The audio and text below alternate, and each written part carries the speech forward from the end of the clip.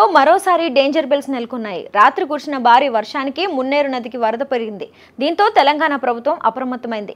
మొదట ప్రమాద హెచ్చరిక స్థాయికి వరద పెరిగింది. ఇక రాత్రి కురిసిన భారీ వర్షానికి మున్నేరుకు వరద క్రమంగా పెరుగుతుంది. దాదాపు రాత్రి 8 అడుగుల నీటి ప్రవాహం పెరిగింది. ప్రస్తుతం 16 అడుగులు దాటి ప్రవాహం వస్తుండటంతో అధికారులు అప్రమత్తమయ్యారు.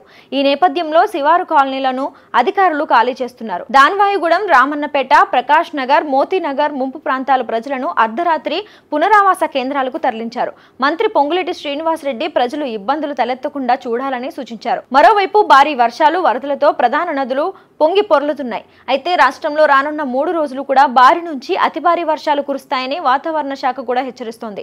దాదాపు 13 జిల్లాలకు ఎల్లో అలర్ట్ జారీ చేశారు. బంగాళాఖాతంలో కొనసాగుతున్న అల్పపీడనం వాయుగుండంగా మారనుంది. 3 రోజుల పాటు వాయుగుండం కొనసాగే అవకాశం ఉందని పేర్కొంది. ఇదిలా ఉండగా డిప్యూటీ సీఎం బట్టి విక్రమార్క రాత్రి ఖమ్మం చేరుకున్నారు. వరద ప్రాంతాలలో పర్యటించారు. మున్నేరు శివారు ప్రాంతాల్లోని ప్రజలను పరామర్శించారు. వరద ఉధృతిపై అధికారులతో సమీక్ష నిర్వహించారు. ఈ మేరకు లోతట్టు ప్రాంతాలను అప్రమత్తం చేయాలని అధికారులను ఆదేశించారు. ప్రజలకు ఇబ్బందులు తలెత్తకుండా చూడాలన్నారు. అలాగే మున్నేరు నది లోతట్టు ప్రాంతాల ప్రజలను అప్రమత్తం చేయాలని మంత్రి తుమ్మల నాగేశ్వరరావు అధికారులను ఆదేశించారు. ముంపు బాధితులను పునరావాస కేంద్రాలకు తరలించాలన్నారు. మళ్లీ వర్షాలు కురుస్తుండటంతో అధికారులు అప్రమత్తంగా ఉండాలన్నారు. ప్రభుత్వ సహాయక చర్యల శిబిరాలను మళ్లీ తెరవాలని ఆదేశించారు. రాష్ట్రంలోని పలు జిల్లాలలో అర్ధరాత్రి భారీ వర్షాలు కురిశాయి. శనివారం రాత్రి 8:30 నుంచి అర్ధరాత్రి వరకు అత్యధికంగా మహబూబాబాద్ లో 18.2 సెంటీమీటర్ల వర్షపాతం నమోదైంది. ఖమ్మం జిల్లా తల్లాడులో 12.2 సెంటీమీటర్లు, రంగారెడ్డి జిల్లా చుక్కపూర్లో 11.1 సెంటీమీటర్, అమన్గల్లో 9.8, భద్రాద్రి జిల్లా చంద్రగొండలో 9.3 సెంటీమీటర్ల వర్షం కురిసింది. ఇక ఈ వర్షానికి మున్నేరు నదితో పాటు పలు వాగులు, వరదలు కూడా ఉధృతి పెరిగింది. ఇదిలా ఉండగా ఖమ్మం జిల్లా వరద ప్రభావిత ప్రాంతాలలో ఆదివారం కేంద్ర మంత్రి కిషన్ రెడ్డి పర్యటించనున్నారు. ఖమ్మంలోని 16వ డివిజన్ దంసలపురంలో వరద బాధితులను పరామర్శించనున్నారు. పాలేరు నియోజకవర్గంలోని తిరుమలాయిపాలెం, రాకాసి తాండాలో బాధితులను వివరాలు అడిగి తెలుసుకున్నారు. అనంతరం వరద బాధితులకు కిషన్ రెడ్డి నిత్యావసర వస్తువులు కూడా పంపిణీ చేయనున్నారు.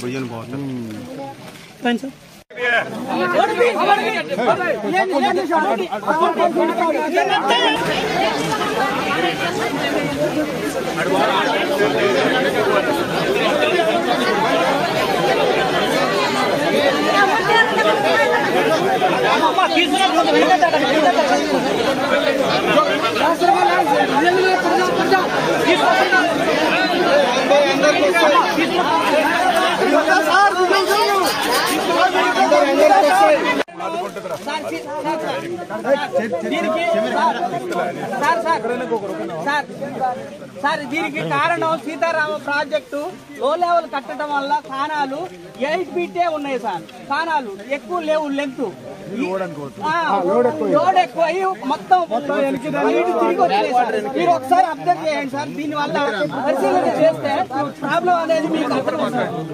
ఇదే మెయిన్ సార్. సీతారామ ప్రాజెక్టు వల్లనే మా తండ మునిగిపోవడానికి కారణమైంది సార్. మెయిన్ ప్రాబ్లం అదే సార్. నా వయసు 70 సంవత్సరాలు సార్.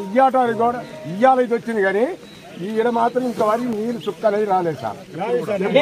నా వయసులో 70 సంవత్సరాలు ఇంతవరకు కూడా రాలేదు సార్. అంటే సీతారామ ప్రాజెక్టు కట్టిన వల్ల వాళ్ళు పెట్టిన నిర్లక్ష్యం వల్ల మా జనాభాని సాగుడి పెట్టింది సార్. రాకాసి తండా ఏదైతే పేద ప్రజలు నివసించేటువంటి ఈ గ్రామం ఉందో, ఈ తండా గ్రామం పూర్తిగా సర్వస్వం కోల్పోవడం జరిగింది. అదృష్టవశాత్తు ప్రజలు మరి ఎంతో కష్టపడి ప్రాణాలు దక్కించుకున్నారు. కానీ ఇక్కడ ఉన్నటువంటి ఇళ్ళు కానీ, ఇళ్లలో ఉన్నటువంటి వస్తువులు కానీ, వ్యవసాయం కానీ, పంట పొలాలు కానీ మొత్తము మరి నష్టపోవడం జరిగింది. ఇక్కడ చేసేటువంటి వ్యవసాయం చేసేటువంటి అయితే తండాకు చెందినటువంటి రైతులు ఉన్నారో వాళ్ళ భూములలో పూర్తిగా ఇసుక మేటలు వేసి వరద కారణంగా ఈరోజు వ్యవసాయానికి ఉపయోగయోగ్యం కానటువంటి పరిస్థితి ఏర్పడింది. మరి ఈ పరిస్థితుల్లో తప్పకుండా ప్రభుత్వాలు రైతులను ఆదుకోవాలి. ఇక్కడ ఉండేటువంటి ప్రజలు సర్వస్వం కోల్పోయినటువంటి వాళ్ళందరినీ కూడా మరి ఆదుకునేటువంటి ప్రయత్నం చేస్తూ ఉన్నారు. నాకు ఇంతకుముందే స్థానిక శాసనసభ్యులు గౌరవ మంత్రివర్యులు శ్రీనివాస్ రెడ్డి గారు చెప్పారు. తప్పకుండా ఈ గ్రామము వాళ్ళందరూ కలిసికట్టుగా మాకు ప్రత్యామ్నాయం ఏర్పాటు చేయండి, మేము ఇక్కడ ఉండలేము, ఏ రాత్రి ఎప్పుడు వస్తుందో తెలియదు, భవిష్యత్తులో ఇంకేదైనా ప్రమాదం అయితే కష్టము, ఇప్పుడేదో అదృష్టవశాత్తు మేము అందరము ప్రాణాలు దక్కించుకున్నాము కాబట్టి మాకు ప్రత్యామ్నాయం కావాలని కోరారని చెప్పి వారు కూడా చెప్పడం జరిగింది. ఇప్పుడు మీరు కూడా ఇక్కడ ఉండేటువంటి స్థానికులు కూడా స్థానిక ప్రజలు కూడా అదే విషయం చెప్పడం జరిగింది. కాబట్టి ఇక్కడ ప్రధానంగా వాళ్ళు తాత్కాలికంగా ఇల్లు కోల్పోయినటువంటి వాళ్లకు షెల్టర్ ఏర్పాటు చేయడం, ఒక శాశ్వత ప్రాతిపదికన వీళ్ళందరికీ ఆమోదయోగ్యంగా అందరి యొక్క ఆలోచన విధానంతో ప్రత్యామ్నాయంగా ఈ యొక్క రాకాసి తండను షిఫ్ట్ చేయడము, దాంతోపాటు ఇక్కడ సర్వస్వం కోల్పోయినటువంటి వాళ్లకు సర్వే చేసి వాళ్ళని ఏ రకంగా ఆదుకోవాలనేటువంటి విషయం మూడవది.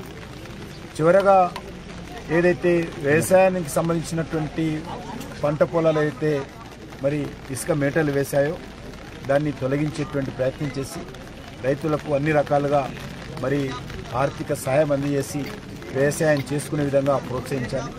ఎందుకంటే కుటుంబాలు పూర్తిగా చెల్లాచెదరైపోయాయి, వృత్తులు కోల్పోయాయి, వ్యవసాయం దెబ్బతిన్నారు కాబట్టి ఇంట్లో ఉన్నటువంటి సర్వస్వం కట్టుబట్టలతో మిగిలిపోయారు కాబట్టి చాలామంది వాళ్ళని ఆదుకోవాల్సినటువంటి బాధ్యత ఉంది. నాకు పూర్తి విశ్వాసం ఉంది, ధైర్యంతో ఉండాలి. తప్పకుండా ప్రభుత్వాలు మీకు అండగా ఉంటాయి, సమాజం అంతా కూడా అండగా ఉంటుంది. ప్రధానమంత్రి గారి ఆదేశాలతోటి నేను ఢిల్లీ నుంచి మీ యొక్క గ్రామానికి రావడం జరిగింది. ఎందుకంటే ఎన్డీఆర్ఎఫ్ చెందినటువంటి అధికారులు మీ రిపోర్ట్ ఇవ్వడం జరిగింది. ఇక్కడ వాళ్ళు కూడా వచ్చి మరి మీ ప్రాణాలు కాపాడడంలో వాళ్ళు కూడా మీకు సహకారం అందించారు, మీరు నివేదిక ఇచ్చారు కాబట్టి ఇక్కడ రావడం జరిగింది. తప్పకుండా ఇటు రాష్ట్ర ప్రభుత్వంతో కేంద్ర ప్రభుత్వంతో కలిసికట్టుగా మరి గ్రామానికి ఇప్పుడు ధైర్యంగా ఉండాలి. ఇక్కడ రాజకీయాలు మాట్లాడకూడదు కాబట్టి తప్పకుండా మీ అందరినీ ఆదుకునేటువంటి బాధ్యత ప్రభుత్వాలు తీసుకుంటాయి. కాబట్టి మీరు ఐక్యమత్యంతో ఉండండి, టెన్షన్ పడకూడదు. ఉన్నంతలో మనము తాత్కాలికంగా ప్రభుత్వం ఇచ్చేటువంటి సహాయ సహకారాలతోటి కొంత ఇబ్బందుల నుంచి బయటపడాలి.